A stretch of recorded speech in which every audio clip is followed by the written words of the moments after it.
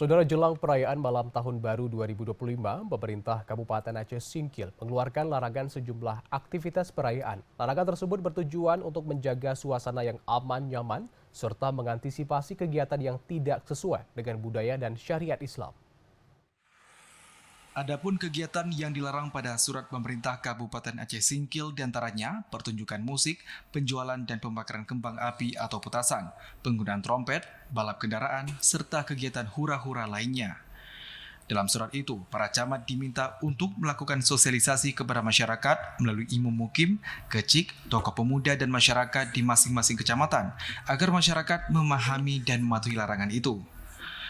Penjabat Bupati Aceh Singkil Azmi mengatakan kegiatan yang dilarang ialah kegiatan yang dapat mengganggu ketertiban umum berbeda dengan kegiatan ibadah umat Nasrani.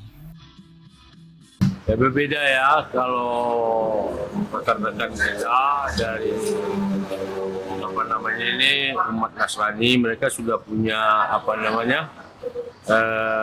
kegiatan keagamaan mereka, itu kita tidak masalah. Tapi yang kita maksudkan ini yang masyarakat umum ini yang bikin ugal-ugalan yang bisa memicu keributan, masalah, kita mengurangi permasalahan.